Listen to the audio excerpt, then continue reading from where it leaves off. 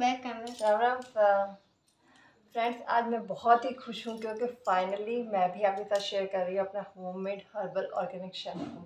ये cold pressed है, बिल्कुल भी गर्म नहीं किया मैंने, नेचुरली से बनाया है, तैयार किया है ताकि इसके जितने भी गुण हैं वो हमें मिल सके।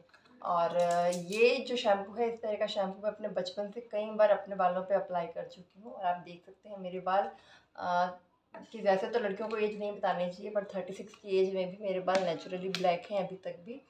तो टाइम टाइम पे मैं इस तरह के शैम्पू को अप्लाई करती रहती हूँ अपने बालों पे। चूँकि अभी ये शैम्पू, होममेड शैम्पू बहुत ट्रेंड कर रहा है, तो मुझे लगा क्यों ना मेरी ये सीक्रेट रेसिपी मुझे भी आप सबके साथ शेयर करनी चाहिए। तो बस देखते हैं पूरा वीडियो। शैम्पू बनाने के लिए मैं मार्केट से इस तरह के साबुत आंवला, रीठा, शिकाकाई लेके आई हूँ। ये 250 ग्राम की क्वांटिटी में है। तीनों चीज़ें मिक्स लेके आई हूँ, बट मैं इन्हें कूटने वाली हूँ खरल से। हमारे यहाँ पे बेसिकली इसे अमाम दस्ता कहा जाता है, लोहे का। आपके यहाँ पे क्या कहते हैं कमेंट बॉक्स में बताना। तो मैंने यहाँ पे इस मिक्सचर में से शिकाकाई पहले सेपरेट कर लिए हैं। शिकाकाई आप देख सकते हैं लंबी लंबी फली की तरह थे, तो मैं कोशिश कर रही हूँ इनको कूटने की। वैसे तो सभी चीज़ें पाउडर फॉर्म में मार्केट में मिल जाती है, बट हम जब इस तरह से साबुत लेके आके उन्हें घर पे ही तैयार करते हैं तो उनकी प्योरिटी और बढ़ जाती है। ये है रीठा। रीठा इस तरह से बॉल की तरह होता है। तो रीठा के अंदर क्या गुठली भी होती है, तो आप देखेंगे मैं इस तरह से फोड़ के जिसका छिलका है उससे सेपरेट कर लूँगी, और जो गुठली है इसके अंदर की उन्हें इसमें से निकाल के सेपरेट कर लेंगे। तो यहाँ पे एक मैंने आपको करके दिखा दिया है। इसी तरीके से एक एक करके हम सारे रीठा जो है उनकी गुठलियों को सेपरेट कर लेंगे। जो रीठा होता है वो क्लीनिंग का काम करता है, उसी में बहुत सारे झाग भी होते हैं। और पुराने ज़माने में कपड़े धोने के लिए, बाल धोने के लिए रीठा को ही काम में लिया जाता था। तो सारा का सारा रीठा मैं इसमें से छांट लूँगी और सारे रीठा को एक साथ कूटते हुए इनकी गुठलियों को सेपरेट कर लूँगी। अब मेरी प्लेट में बच गया है आंवला। तो बस अब बारी आंवला की है, तो आंवला को भी हम आम दस्ते में डाल लेंगे और जितना हो सकेगा उतना उसे भी कूट लेंगे। चाहे तो इसे हल्का हल्का कूट के इसका मिक्सी में पाउडर बना के भी तैयार करा जा सकता है, और ड्राई शैम्पू बना के इसे सिक्योर किया जा सकता है। जब भी ज़रूरत हो ड्राई शैम्पू को यूज़ कर सकते हैं। पर अभी हम यहाँ पे ड्राई शैम्पू नहीं बना रहे हैं, क्योंकि जो ट्रेंडिंग शैम्पू है वो ड्राई शैम्पू नहीं है। तो मैं भी आज लिक्विड शैम्पू ही ट्राई कर रही हूँ।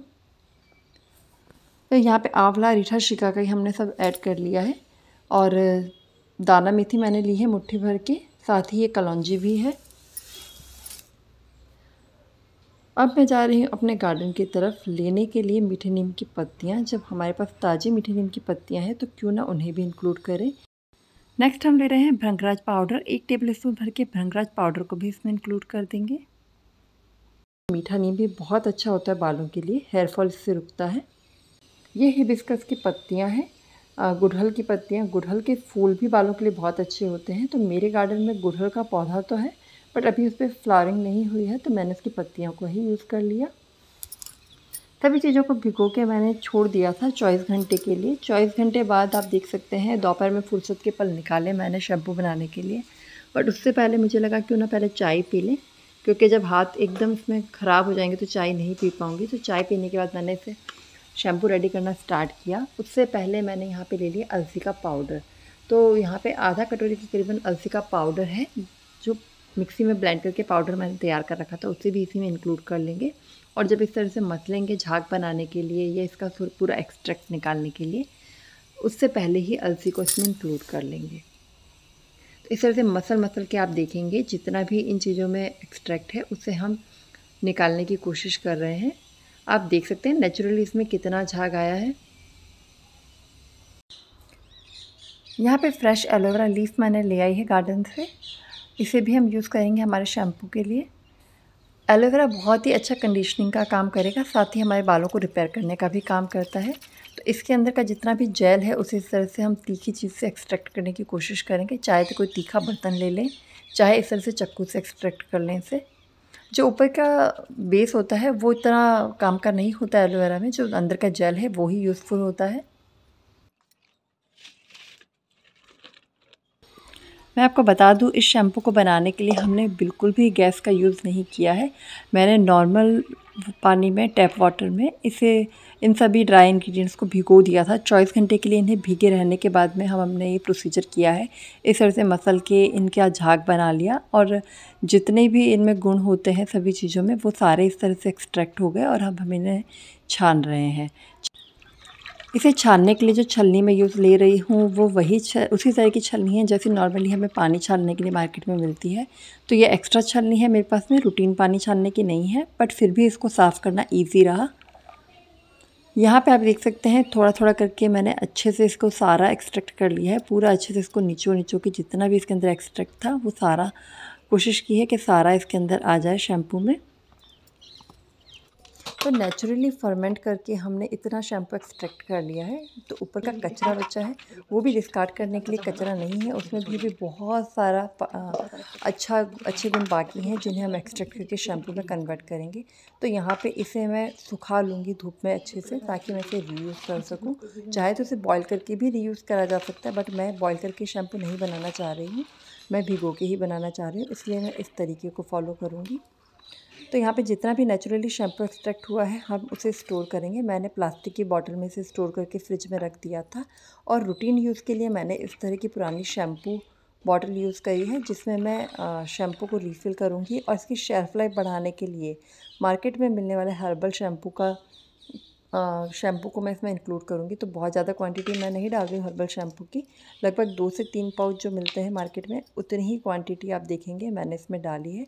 और ये रूटीन यूज़ के लिए मैं रख रही हूँ। बाकी जो ज़्यादा क्वांटिटी वाला शैम्पू है उसे मैं नॉर्मली ऐसे ही प्लास्टिक बॉटल में डाल के फ्रिज में स्टोर करूँगी। तो फाइनली मेरी मेहनत सफल हो गई, मैंने भी अपना homemade cold press shampoo ready कर लिया। तो जब भी आपको अप्लाई करना हो इस तरीके से एक बाउल में ले लीजिए, और जो शैम्पू है उसमें अपनी उंगलियों को, फिंगर टिप को इस तरह से डिप कीजिए, और जिस तरीके से हम ऑयल मसाज करते हैं उस तरीके से अपनी रूट्स पे अप्लाई कीजिए फॉर द बेस्ट रिजल्ट।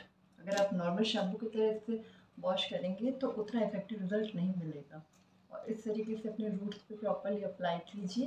साथ ही साथ जो बाल हैं उन पे भी इस तरीके से अप्लाई कीजिए।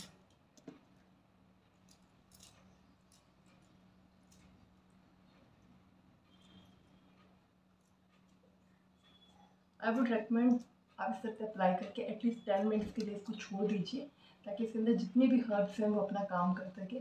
उसके बाद में आप रिजल्ट देखिएगा, इसका रिजल्ट बहुत ही अच्छा आने वाला है। तो आप देख सकते हैं मैंने इसे अप्लाई करने के बाद हेयर वॉश कर लिया है, और अभी बाल मेरे गीले ही हैं, बट आप देख सकते हैं बाल कितने शाइनी और एकदम नेचुरली ब्लैक कलर्स में आया है। एक चीज़ मैं आपको बताऊँगी, जब हम इसे अप्लाई करते हैं ना तो हमारे हाथ इस तरह से काले हो जाते हैं, नाखून भी काले हो जाते हैं, बट घबराने की ज़रूरत नहीं है। थोड़े टाइम में निकल भी जाते हैं, मतलब 1-2 बार आप साबुन से वॉश करेंगे तो ये थोड़े टाइम में चले जाएँगे, कुछ घंटों में या सेकंड डे तक वो सब चीज़ चली जाती है। और जो नेचुरल रिज़ल्ट इसका आया है ना, इसका कोई मुकाबला नहीं है। तो मैंने तो अपना कोल्ड प्रेस्ड ऑर्गेनिक शैम्पू तैयार कर लिया है, आप कब अपना शैम्पू तैयार कर रहे हैं?